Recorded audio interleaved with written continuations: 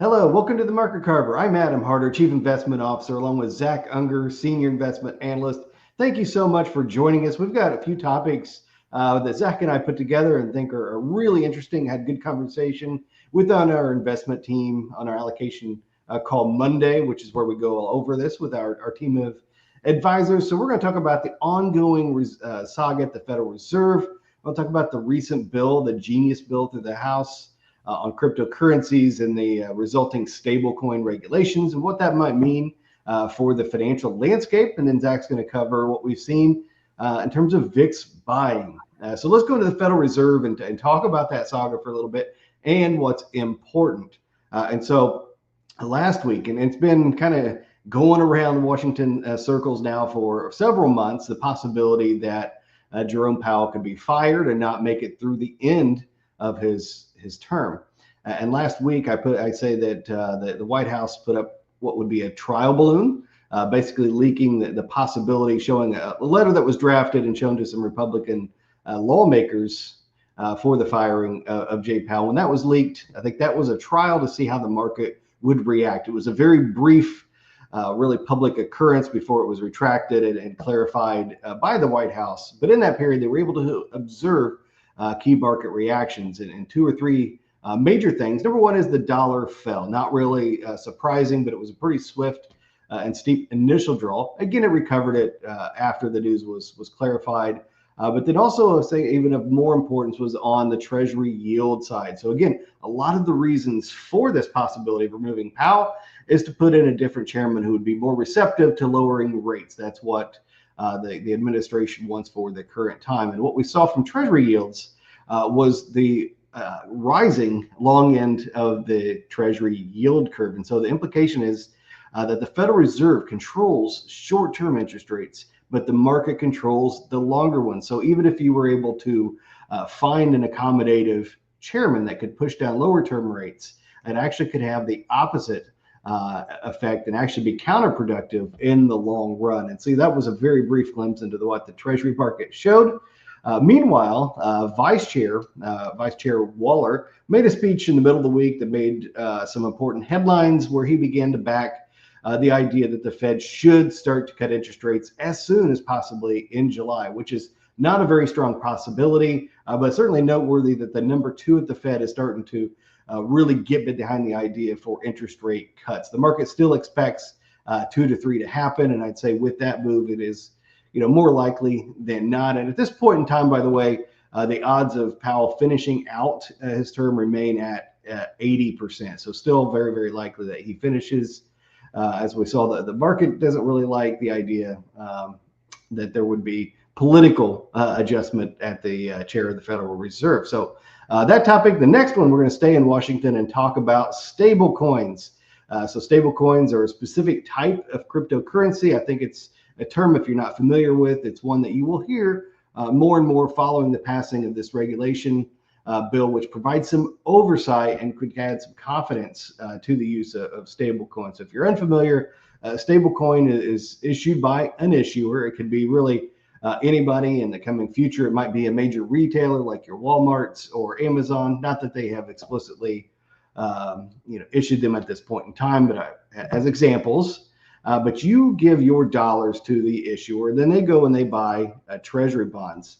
And Citigroup put out a really thorough report on the industry and in their expectations. We got the chart here. This showing what they expect by 2030. So really not a long time from now. They expect stablecoins as a collective to be the largest holder of U.S. Treasury bonds. So more than Japan, more than China. So really they expect, and this is their base case. Their bullish case would be actually a grander expectation or even more wide usage. And really the drivers for what make them useful. Number one, it would be for a lot of countries around the world where the dollars are hard to access. So countries where you have really runaway inflation, the dollar is the preferred currency, and stablecoins would give them a very convenient way to do that.